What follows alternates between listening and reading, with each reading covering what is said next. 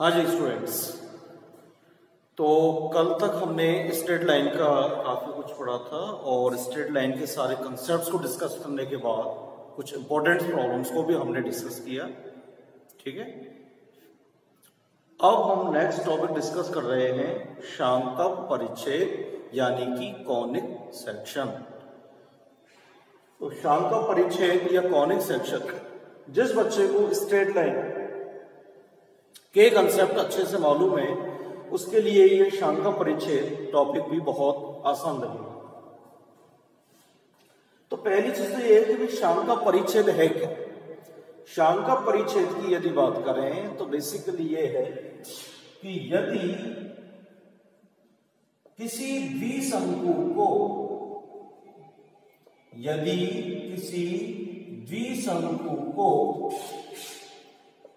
किसी समतल से काटा जाए तो यदि किसी द्विशंकु को किसी समतल से काटा जाए तो प्राप्त होने वाली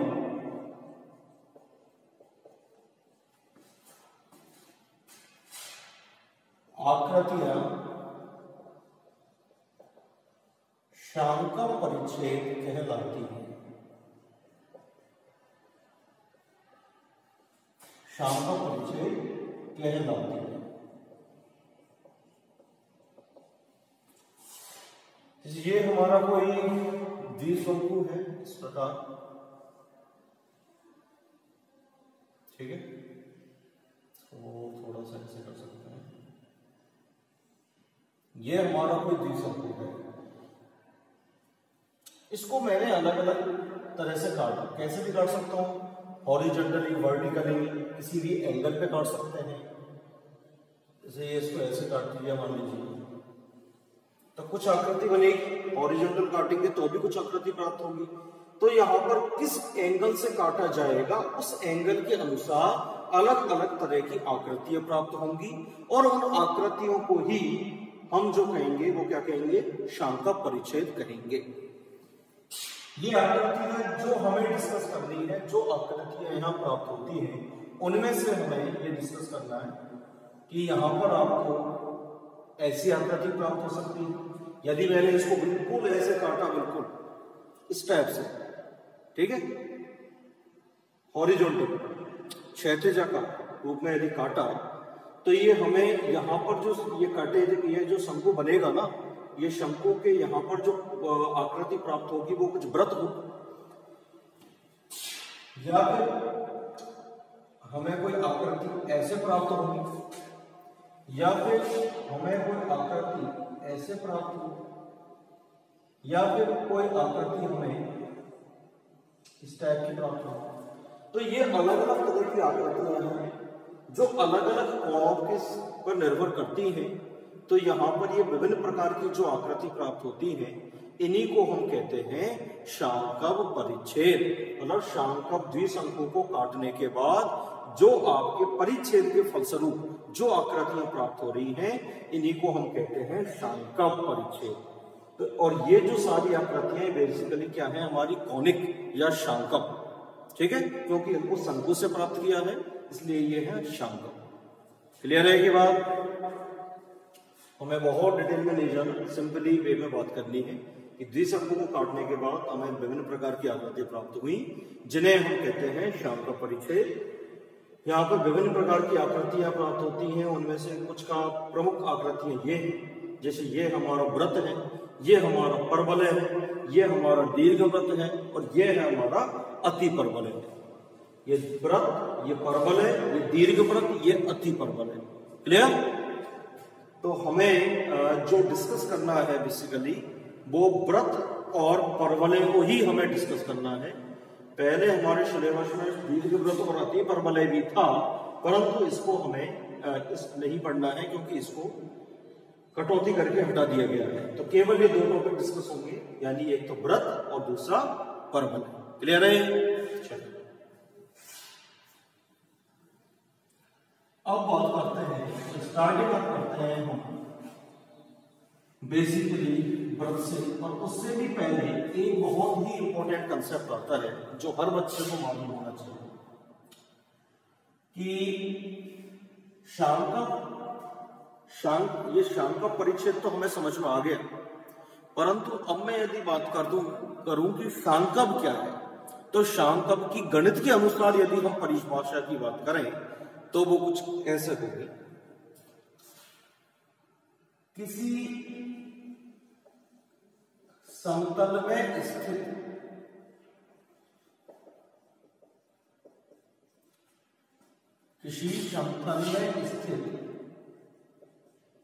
स्थिर बिंदु से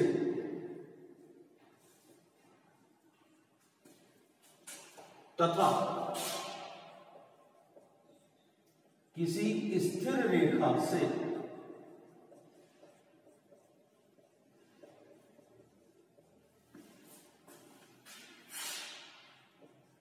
किसी गतिशील बिंदु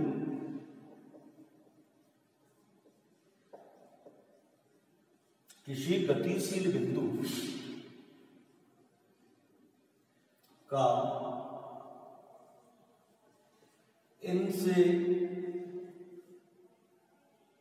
इन दूरियों से अनुपात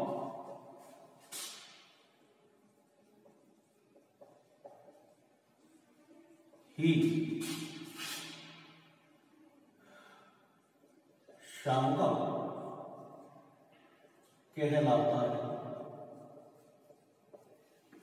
या तो हम कह सकते हैं कि यदि कोई बिंदु गति कर रहा है यानी मूव कर रहा है और इसका किसी स्थिर बिंदु और किसी स्थिर रेखा से दूरी का जो अनुपात है वो सदैव फिक्स रहता है, एक निश्चित अनुपात रहता है, तो इस बिंदु का जो बिंदु पथ है वही हमारा क्या है, शांकव। जैसे ये कोई स्थिर रेखा है, ये कोई आपका स्थिर बिंदु है, ये हमारा गतिशील बिंदु है, यहां पे ये अनुपात ऐसे रहेगा। यदि बिंदु इधर है, ये बिंदु शिफ्ट होके यहां आ गया तो यहाँ पे ये दोनों दूरियां ऐसे हो गई, यहां पर आ गए बिंदु तो ये दोनों दूरियां ऐसे हो गई। तो यहाँ पे स्थिर रेखा से और स्थिर बिंदु से जो अनुपात है यानी इस दूरी का इस दूरी से अनुपात सदैव निश्चित रहता है। इसी जो यदि ये निश्चित रहता है तो इसी चीज से जो ये पथ का निर्माण होगा, यानी यहां पर जो बिंदु जिस पथ पे आपका मूव करेगा वही आपका क्या कहलाएगा, शांकव। ये विशिष्ट प्रकार का शांकव होगा। इस शांकव की आकृति इन दोनों दूरियों के अनुपात पे निर्भर करती है। बात समझ में आ गई क्या?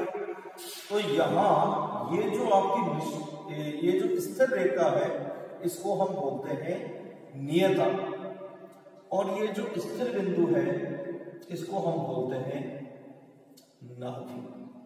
क्या बोलते हैं? नाभि। ये तो हमारी नियता है, ये हमारी नाभि है, और ये हमारा कोई शांकव है। और यहां पर ये जो बिंदु है आपके, ये सारे ये बिंदु, ये एक ही बिंदु है, ये हमारा क्या है, गतिशील बिंदु। क्लियर है? तो कोई बिंदु आपका गतिशील है, ऐसे गति कर रहा है, ये आपकी नाभि है, ये आपकी नियता है। तो नाभि और नियता से दूरियों का जो अनुपात है वो सदैव एक निश्चित रहता है, फिक्स रहता है। तो यहाँ पे जो गतिशील बिंदु के गति करने के बाद जो आपका पथ बनता है, इस पथ से जो आकृति प्राप्त होती है उसी को हम क्या कहते हैं, शांकव कहते हैं। बहुत समझ में आई बेटा? बहुत ही बेसिक कंसेप्ट है बट इंपॉर्टेंट कंसेप्ट। अब ये जो दूरी है, इन दूरियों को मान लीजिए ये बिंदु आपका P, ये बिंदु भी P है, ये बिंदु भी P है। ये बिंदु आपका जो है स्थिर, ये मान लीजिए S, और यहां पर ये जो दूरी है, ये दूरी ध्यान रखना सदैव लंबवत दूरी ही होगी और किसी दूरी की बात नहीं करते। यहां से ये लंबवत दूरी है तो ये दूरी भी PM है, ये भी PM है, ये भी PM है। क्लियर? तो SP और PM इस दूरियों के अनुपात पर ही निर्भर कर रहा है किसी शांकव की आकृति। क्लियर है बात? यानी यहां पे जो ये अनुपात है SP/PM बटे पी एम, ये बड़ा ही इंपॉर्टेंट है, बहुत ही महत्वपूर्ण अनुपात है। और इसी अनुपात को हम कहते हैं उत्केंद्रता। क्या कहते हैं इसको? उत्केंद्रता। इसी को व्यक्त करते हैं ई से। तो ई बराबर सदैव होता है एस पी बटे पी एम। क्लियर है? किसी गतिशील बिंदु की किसी स्थिर बिंदु से दूरी तथा किसी स्थिर रेखा से दूरियों का जो अनुपात है उसी को हम कहते हैं उत्केंद्रता। इंग्लिश में इसको एसेंट्रिसिटी भी बोलते हैं। ठीक है, तो एस पी बटे पी एम सदैव इसके बराबर होता है, एक निश्चित अनुपात ई के बराबर होता है। क्लियर है ये बात? किसी को प्रॉब्लम? ठीक है, तो अब बात करते हैं। तो ये कंसेप्ट समझ में आया उत्केंद्रता का। तो ध्यान रखिए बेटा, जो भी हमारी शांकप की आकृति बनेगी वो इन दोनों दूरियों के अनुपात पर ही निर्भर करेगी। अब इन दोनों दूरियों का अनुपात अलग अलग तरह से प्राप्त होता है। ये प्रयोगों द्वारा निष्कासित है ये रिजल्ट कि यदि एस पी बटे पी एम का अनुपात प्राप्त हुआ, मान लीजिए 0, ये 0 कब प्राप्त होगा? जब P बिंदु की N बिंदु से दूरी क्या होगी? अनंत होगी। यानी यह जो निश्चित रेखा है ये यदि अनंत दूरी पर है तो यहां पर हम कह सकते हैं कि एस पी बटे पी एम क्या होगा? 0 होगा। तो उस कंडीशन में यदि E बराबर 0 प्राप्त हुआ तो वृत्त प्राप्त होगा। क्लियर? इसी प्रकार यदि एस पी और पी एम की दूरी सदैव आपको समान प्राप्त होती है तो यहां पे यदि एस पी और पी एम दोनों बराबर हैं तो ई का मान 1 प्राप्त होगा। तो हमें परवलय क्या प्राप्त होगा? परवलय। और यदि हमें ई का मान लेस देन 1, 1 से छोटा प्राप्त हुआ तो हमें दीर्घवृत्त प्राप्त होगा। क्या प्राप्त होगा? दीर्घवृत्त। और यदि हमें E का मान ग्रेटर देन 1, 1 से बड़ा प्राप्त होगा तो यहां पर प्राप्त होगा अति परवलय।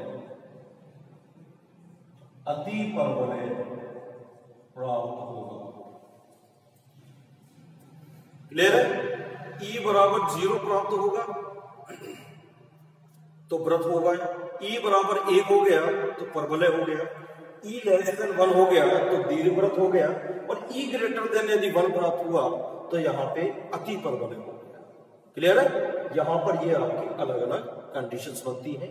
यानी एसपी बटे पीएम का जो अनुपात है इसी अनुपात पे अलग अलग वक्रों की आकृति निर्भर कर रही है। क्लियर है बेटा? ठीक है, तो हमारी सिलेबस में जो हमें डिस्कस करना है वो केवल हमारा वृत्त है और दूसरा हमारा परवलय है। तो अब हम केवल और केवल डिस्कस करेंगे वृत्त को और उसके बाद डिस्कस करेंगे किसको? परवलय को। क्लियर है बात? ठीक। तो देखिए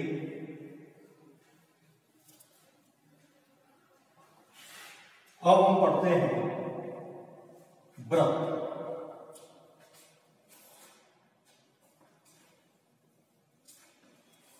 ठीक है, यहां तक सबको समझ में आ गया? ये आपका बेसिक चीजें थी। और भी कुछ बेसिक है जिसमें हम सांकप का समीकरण वगैरह भी देखते हैं द्विघात रूप में जो होता है, बट उसका कोई खास हमारे लिए इतना मतलब है नहीं, क्योंकि ना तो उससे कोई क्वेश्चन बनता है और ना ही इतना कोई हमारे लिए अभी वो इम्पोर्टेंट है। ठीक है, अभी हम डिस्कस कर रहे हैं हमारा टॉपिक जो स्टार्ट करते हैं, दैट इज द सर्किल या वृत्त। वृत्त यानी सर्किल। तो देखिए वृत्त के बारे में क्या है। वृत्त की रचना तो सब जानते हैं, ऐसा होता है।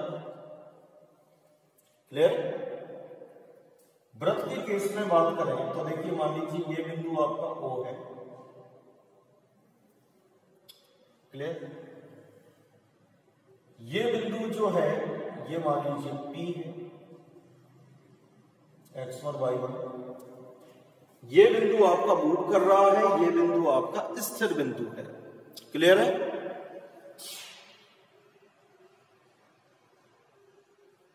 ये चारों तरफ मूव कर रहा है। कैसे मूव कर रहा है? यदि कोई बिंदु किसी स्थिर बिंदु के चारों ओर इस प्रकार मूव करता है कि उसकी दूरी सदैव इस स्थिर बिंदु से समान रहती है, तो यह आकृति, जो बनने वाली आकृति है, वो क्या कहलाएगी? वृत्त कहलाएगी। क्लियर है? तो मैं कह सकता हूं, इसको ओ की जगह में एस में लिख सकता हूं। तो ये क्या हो गया कि यदि एस भी सदैव निश्चित है तो निश्चित है तथा समान, तो क्या बनेगा ये? तो वृत्त का निर्माण होगा। ये बात समझ में आ गई क्या? ये वृत्त की कंडीशन है बनने की कि किसी गतिशील बिंदु की एक निश्चित बिंदु से दूरी यदि सदैव समान रहती है तो बनने वाली आकृति सदैव वृत्त ही होगी। क्लियर है? अब मान लीजिए बिंदु S के निर्देशांक मैं मान लेता हूं x, y। क्लियर है? तो यहां पर SD की बात करें, दूरी SD सदैव कांस्टेंट है। इसको मान लीजिए मैं मान लेता हूं r। तो SP दो बिंदुओं के बीच की दूरी क्या हो गई? Underwood of x minus x1 का वर्ग प्लस y माइनस y1 का वर्ग, ये बराबर हो गया r। हो गया कि नहीं? यदि मैं वर्ग कर दूं दोनों साइड तो x माइनस x1 का वर्ग प्लस y माइनस y1 का वर्ग बराबर r²। ऐसा प्राप्त होगा कि नहीं होगा? तो ये जो इक्वेशन आपकी प्राप्त हुई, इसी को हम कहते हैं वृत्त का समीकरण। इसको ही हम क्या कहते हैं? वृत्त का समीकरण। क्लियर है बात? ठीक। नेक्स्ट अब हम बात करते हैं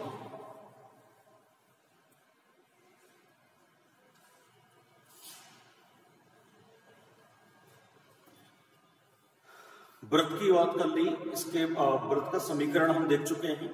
अब नेक्स्ट बात करते हैं कि वृत्त और एक रेखा का कंसेप्ट। देखिए, वृत्त तथा रेखा का प्रतिच्छेदन।